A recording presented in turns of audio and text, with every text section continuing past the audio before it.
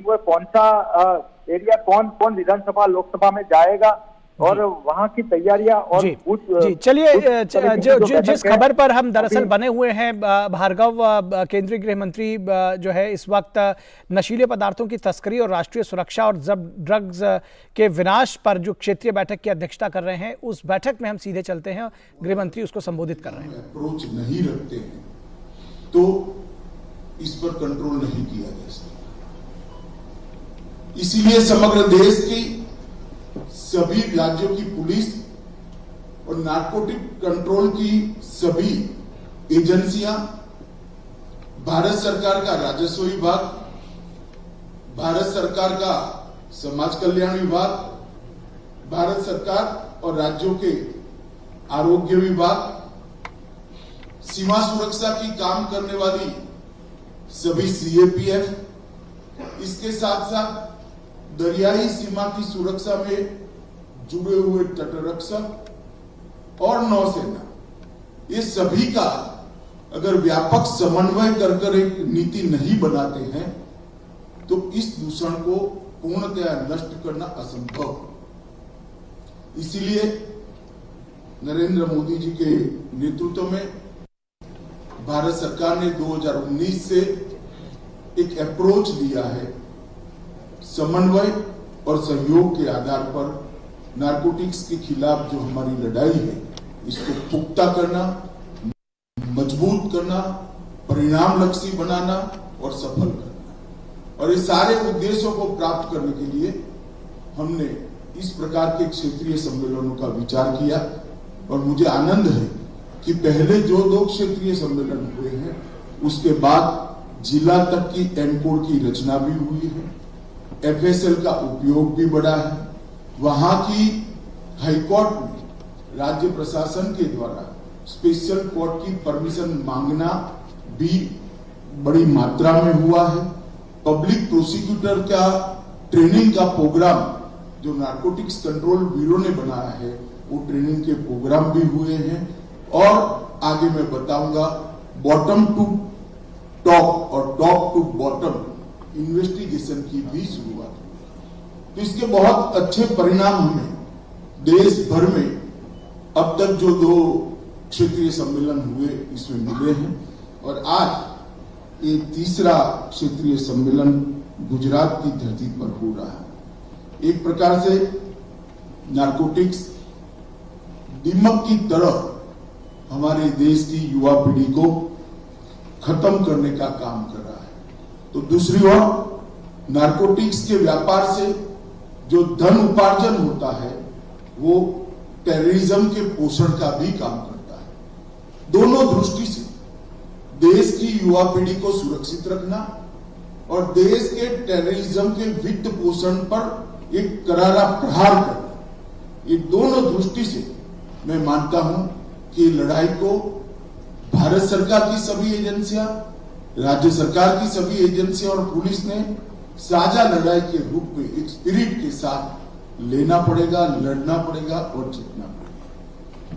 मैं आज ये सभी 6 यूनिट जो हमारे पश्चिमी मध्य क्षेत्र के हैं उनके सभी मुख्यमंत्रीगण, अधिकारीगण, इस सबको कहना चाहता हूं मित्रों कि अभी हमारे देश में नारकोटिक्स के खिलाफ जो लड़ाई है एक नाजुक मोड़ पर है, एक महत्वपूर्ण मकाम पर है। अगर यहां पर हम एक साथ मिलकर एक ही रणनीति के आधार पर लड़ते हैं तो हम जीतते हैं।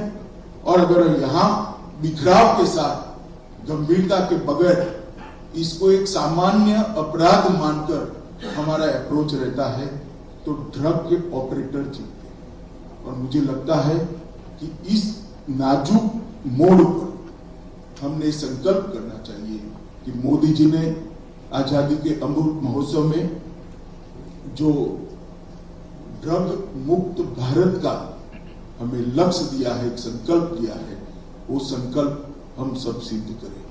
और मैं मानता हूं कि सभागार में और वीडियो कॉन्फ्रेंस के माध्यम से जुड़े हुए सभी लोग इस बात पर सहमत होंगे कि नारकोटिक्स की दीमक को पूर्णतया भारत की भूमि से निस्तारित करना होगा, भारत की भूमि को इस दीमक से मुक्त करना होगा। मित्रों, बहुत अच्छे परिणाम हमें 3 साल से मिले हैं। आजादी का अमृत महोत्सव जब मनाने की शुरुआत हुई तब एक संकल्प गृह विभाग ने लिया था कि 75 दिन में हम 75,000 किलो से ज्यादा नारकोटिक्स को जलाकर, कानूनी प्रक्रिया पूरी कर जलाकर एक कीर्तिमान स्थापित करेंगे। मगर आज मुझे आनंद है कि यहाँ पर जलाए हुए ड्रग का टोटल कर दे तो लगभग यहाँ पर 1,50,000 करोड़ से ज्यादा, 1,50,000 केजी से ज्यादा ड्रग जलाने का काम हम समाप्त कर चुके हैं और समय से पहले से बहुत बड़ी उपलब्धि। कानून की अड़चनों को भी अगर तंत्र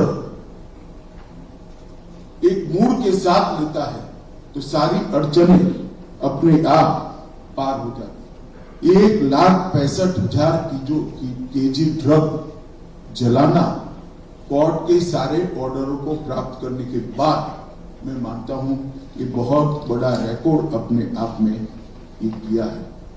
मित्रों, ये लड़ाई को लड़ने के लिए राज्य सरकार, केंद्र सरकार के कई विभाग, इस सब के बीच में समन्वय स्थापित करना बहुत जरूरी था। इसलिए भारत सरकार के गृह सचिव की अध्यक्षता में अंतर विभागीय एक समिति भी बनाई गई है जिसकी अध्यक्षता गृह विभाग के गृह सचिव करते हैं और इसके साथ साथ एनकोड को फिर से एक बार रिस्ट्रक्चर करने का काम किया। हमारा जो अप्रोच है, ये अप्रोच में 3 हिस्से हैं। एक, संस्थागत संरचना को मजबूती देना। संस्थागत संरचना को मजबूती देने के साथ साथ इसको इंस्टीट्यूशनलाइज कर हमारी कार्य पद्धति का एक स्वभाव बनाना। और मुझे लगता है कि एनकोड को डिस्ट्रिक्ट लेवल तक परकोरेट कर हमने ये सिद्ध करने की दिशा में काफी आगे बढ़े हैं। अगर इसमें काफी कुछ करना बाकी है, मैं बाद में बात करता हूं। दूसरा, सभी नार्को एजेंसियों का सशक्तिकरण एवं समन्वय, ये भी हमने बहुत जागरूकता से साथ करना। नशे की आदत से किसी भी बच्चे को पकड़ लेना तो सरल है, मगर उसको नशे की आदत से छुड़वाना ये महत्वपूर्ण प्रक्रिया है। इसकी ओर हमारा ध्यान कम होता है, तो हमने भी इसके पुनर्वसन के लिए जो अभियान चलता है वो अभियान को भी इसके साथ साथ सशक्त बनाने का काम करना। और तीसरा, विस्तृत जागरूकता अभियान, इस पर भी भारत सरकार के गृह मंत्रालय ने बहुत डिटेल अभियान आलेखित किया है, सभी राज्यों को भेजा भी गया है। इस प्रकार से भारत सरकार होल ऑफ गवर्नमेंट अप्रोच के साथ इस लड़ाई में मजबूती के साथ सभी राज्यों का सहयोग लेकर आगे बढ़ रही है और इसके बहुत अल्प समय के अंदर, करीब 2.5 साल के अंदर बहुत अच्छे परिणाम मिले हैं। मित्रों, मैं कुछ आंकड़े भी जरूर रखना चाहूंगा। 2006 से 2013 उसमें कुल मामले 1257 हुए थे और दूसरे 8 साल 2014 से 2022 जो मोदी जी के प्रधानमंत्री बनने के बाद के 8 साल है, उसमें 1257 की जगह 3172 केस रजिस्टर करने का काम हम सब एजेंसियों ने साथ में मिलकर किया है। ये बहुत बड़ी उपलब्धि है। इसके साथ साथ अरेस्ट पहले 1363 हुए थे, हमने अप्रोच बदलने के बाद भी 4888 अरेस्ट हुए हैं। इसके अंदर 260% की वृद्धि हुई है।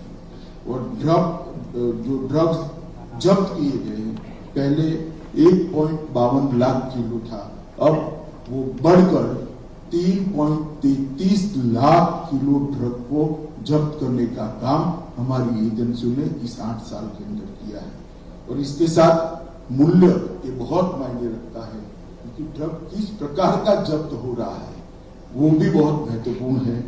पहले 8 साल में 768 करोड़ का ड्रग जब्त हुआ था और ये 8 साल में 20,000 करोड़ रुपए का ड्रग जब्त हुआ, जो बताता है कि हमारे अभियान को प्राथमिक सफलता मिली है, मगर इसको अंजाम मानने की हम गलती न करें। इसको और तेज बनाना है, इसको और सुग्रथित बनाना है और इसको और परिणाम लक्ष्य बनाना है, तब जाकर ये लड़ाई के सामने हम जीतेंगे। इसके लिए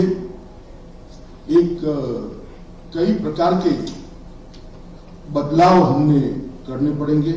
राज्यों के जो अच्छे काम है और राज्यों के सामने जो चैलेंज है, वो श्री प्रधान ने यहाँ पर अपने प्रेजेंटेशन में बताए हैं।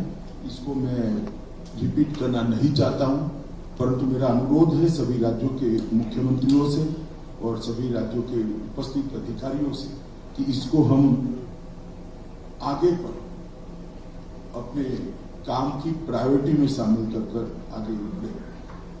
मित्रों, मेरा आग्रह है कि पश्चिमी तट से हीरोइन की जो तस्करी बढ़ी है, इस पर नकेल कसनी पड़ी। मैं इसके लिए गुजरात पुलिस, गुजरात के मुख्यमंत्री और गुजरात के गृह मंत्री को विशेष बधाई देना चाहता हूं, क्योंकि ढेर सारे समुद्र के अंदर अभियान चलाकर गुजरात के नार्कोटिक्स कंट्रोल विभाग ने और एटीएस ने केंद्रीय एजेंसियों के साथ समन्वय कर बहुत अच्छी सफलता हासिल की है।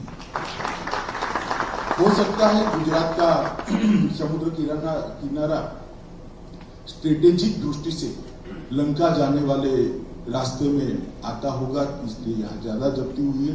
मगर मैं मानता हूँ कि गोवा और महाराष्ट्र राज्य ने भी इस दिशा में प्रोएक्टिव रोल लेकर केंद्र सरकार की एजेंसियों के साथ समन्वय कर आगे बढ़ना।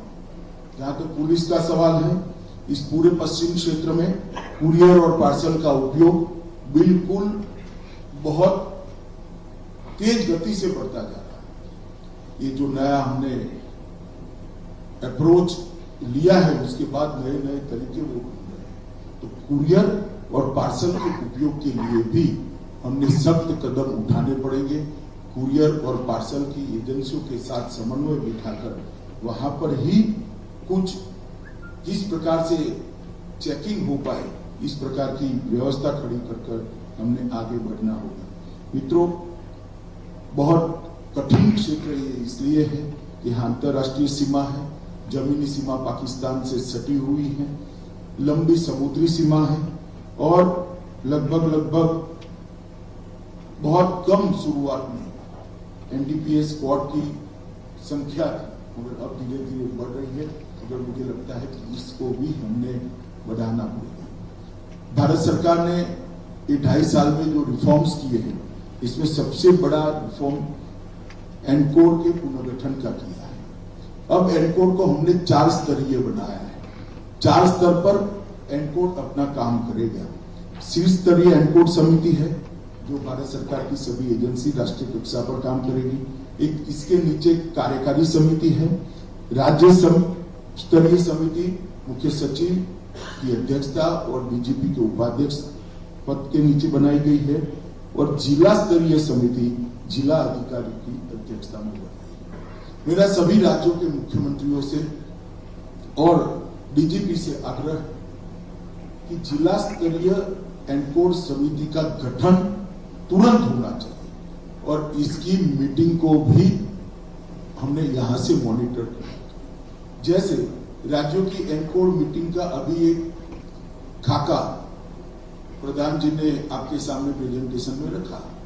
यहाँ हर राज्य ने कितनी एनकोड की राज्य स्तरीय मीटिंग करी है, इसका संख्या है। इसी तरह राज्यों के गृह मंत्री और मुख्यमंत्री की ऑफिस में और डीजीपी की ऑफिस में भी कितने जिलों ने जिला स्तरीय एनकोड मीटिंग का नियमित रूप से बैठक किया है नहीं किया है, इसका अगर डैशबोर्ड हम बना लेते हैं तो जिला अधिकारियों के लिए भी प्रेरणा का भी ये काम करेगा और थोड़ा कोई देख रहा है इसका डर भी बनेगा।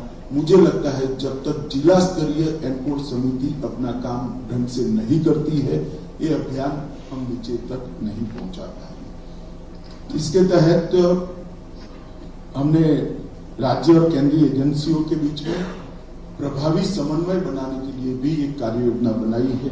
भारतीय नौसेना, भारतीय तटरक्षक बल, drug controller general, national maritime security, NTRO, port trust, coastal police और मैरीटाइम बोर्ड के प्रतिनिधियों को भी इस समुद्री किनारे को सुरक्षित बनाने के लिए कोऑर्डिनेशन करने की एक योजना बनी है।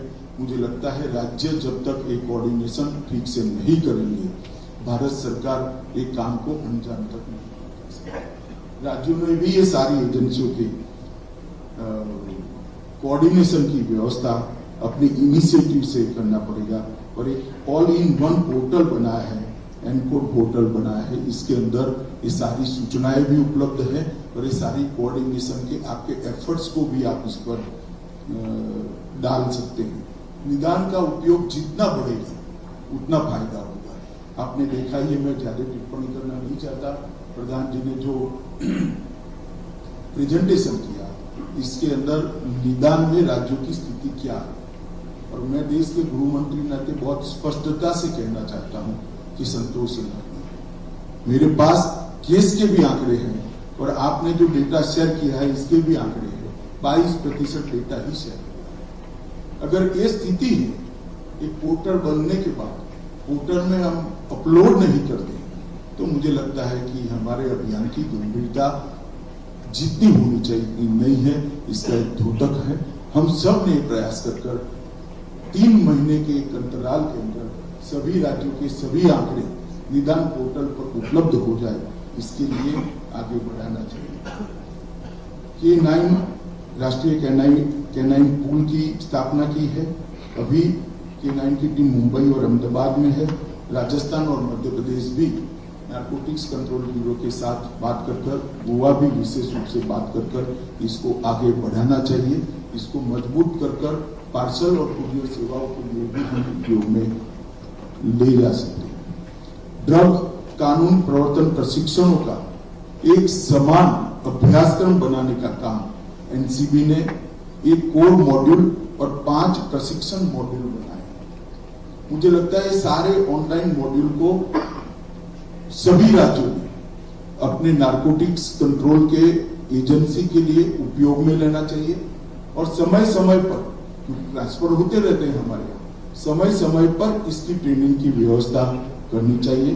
तो मुझे विश्वास है कि इसका फायदा बहुत होगा।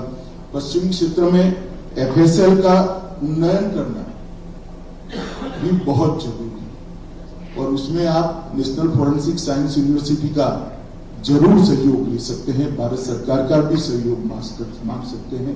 एफएसएल जितनी मजबूत होगी इतने परिणाम अच्छे आएंगे और जो ड्रग के कारोबारी हैं उनको सजा कराने में हमें बहुत मदद मिलेगी। जो हमारी पुलिस आधुनिकीकरण की योजना है, इसमें मेरा आग्रह रहेगा सभी मुख्यमंत्रियों को कि एफएसएल के उन्नयन को सर्वोच्च वरीयता देने का काम हम करें और इससे डायरेक्टरेट ऑफ एफएसएल की भी मदद मिल सकती है और नेशनल फॉरेंसिक साइंस यूनिवर्सिटी की भी आप मदद ले सकते हैं। वो जरूर प्रोएक्टिव रोल लेकर आपको मदद करेंगे। मित्रों, हमने इन्वेस्टिगेशन के लिए एक नए अप्रोच को एनसीबी ने विगत 2 साल से नीचे आपके सामने रखा है।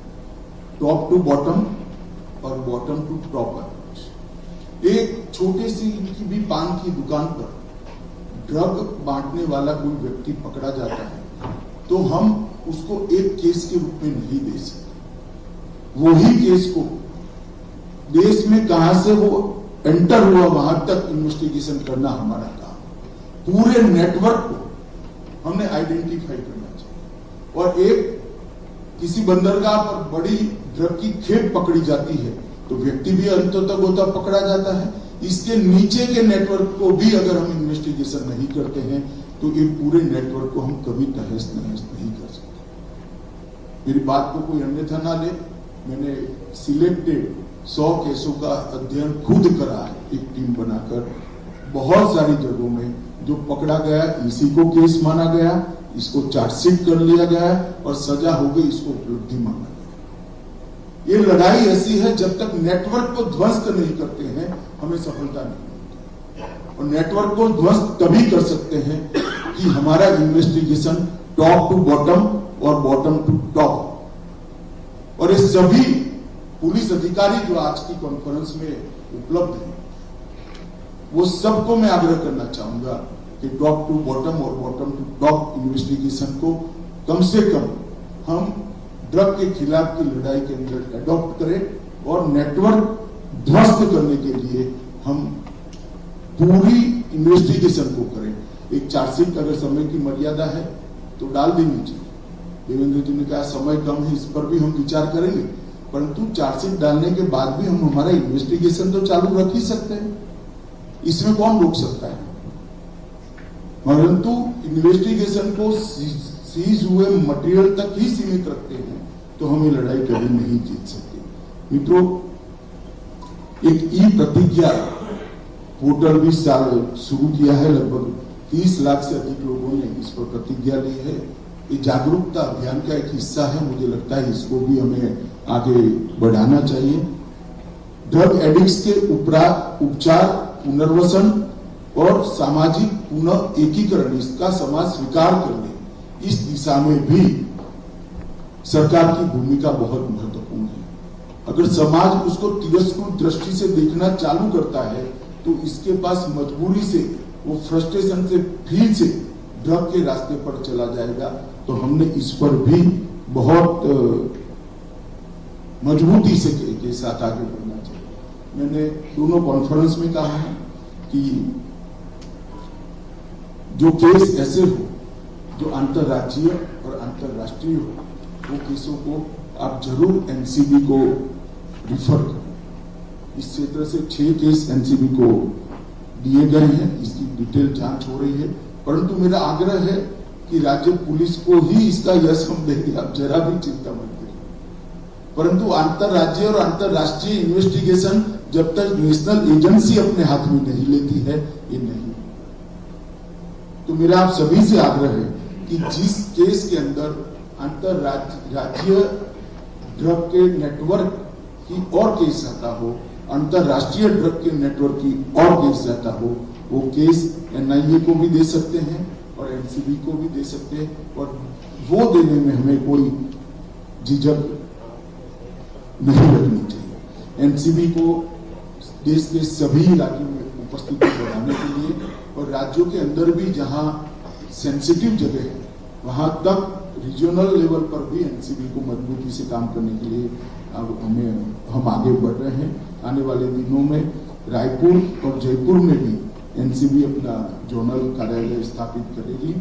इसके अलावा अहमदाबाद में एनसीबी के उप महानिदेशक स्तर का एक क्षेत्रीय कार्यालय भी पूरे पश्चिमी क्षेत्र के लिए बना रहे हैं, जिससे इस लड़ाई को हम बहुत मजबूती के साथ आगे बढ़ेंगे। मित्रों, गैप्स की पहचान इन्वेस्टिगेशन के अंदर जब तक सीनियर अधिकारियों का इन्वॉल्वमेंट नहीं होगा, नहीं। कई बार ढेर सारे इन्वेस्टिगेशन देखते हुए, इसको मॉनिटर करते करते हम सीनियर जगह पे पहुंचते हैं, एक प्रकार की कॉम्प्लेक्सिटी आ जाती है। मेरा आप सबसे अनुरोध है कि जब ड्रग का केस हो, इसको छोड़कर हमने गैप्स की पहचान करनी पड़ेगी और गैप्स को फिल करने के लिए प्रोएक्टिव रोल करना पड़ेगा। मित्रों, अंत में फास्ट ट्रैक कोर्ट के लिए भी सभी राज्यों को मैं आग्रह करना चाहूंगा कि अपने अपने राज्य की हाईकोर्ट के चीफ जस्टिस के साथ पत्र व्यवहार कर जितने हो सके उतने फास्ट ट्रैक कोर्ट बढ़ाएंगे तो मुझे लगता है कि हम इस अभियान को और तेजी के साथ आगे बढ़ाएंगे। मित्रों, मेरा एक और भी आग्रह है कि ड्रग तस्करों और सप्लायरों को जेल के ट्रांसफर के लिए भी प्रोएक्टिव तरीके से सोचना पड़ेगा। कई जेल ऐसे होते हैं, हम सब जानते हैं, जहां इस प्रकार के अपराधियों को नहीं रहना चाहिए। कोर्ट की परमिशन से वीडियो कॉन्फ्रेंस की सुविधाएं सब जगह हुई है। कोर्ट की परमिशन से जेल ट्रांसफर जम्मू कश्मीर, पंजाब में किए हैं और इसके बहुत अच्छे नतीजे जानने में, चंडीगढ़ ने भी किया है, तो बहुत अच्छे नतीजे देखने में आए हैं। तो मेरा आप सबसे आग्रह है कि मैक्सिमम सिक्योरिटी विजन जो है वहां पर हम इस प्रकार के गुनहगारों को रखें। तो कुछ सुझाव देवेंद्र जी महाराष्ट्र गोवा के मुख्यमंत्री जी ने रखे हैं। मेरा आप सभी से आग्रह है कि इस विषय में जितने भी सुझाव हैं आप गृह मंत्रालय को भेज सकते हैं, मुझे सीधा एड्रेस कर भी भेज सकते हैं, क्योंकि ये लड़ाई हमारी प्रायोरिटी की लड़ाई है। मोदी जी ने इस देश को ड्रग मुक्त भारत बनाने का जो अभियान लिया है, इसमें हमें सफलता प्राप्त करनी ही करनी है और मुझे विश्वास है कि हम सफलता प्राप्त करेंगे। आगे ड्रग नहीं बढ़ेगा, आगे हमारा तंत्र रहेगा। इस प्रकार का एक समन्वय करने वाला तंत्र, प्रोएक्टिव तंत्र और परिणाम लाने वाला तंत्र बनाने में हमें जरूर सफलता मिलेगी, इसका मुझे विश्वास है। आज के सम्मेलन में सभी लोग जो उपस्थित रहे हैं, उन्होंने अपने अपने राज्यों में बहुत अच्छा अभियान चला है, मगर गति बढ़ाने की जरूरत है और परिणाम लक्षी अप्रोच को भी एडॉप्ट करने की जरूरत है, ऐसा मुझे लगता है। इतनी ही विनंती कर मेरी बात को समाप्त करता हूं। वंदे मातरम।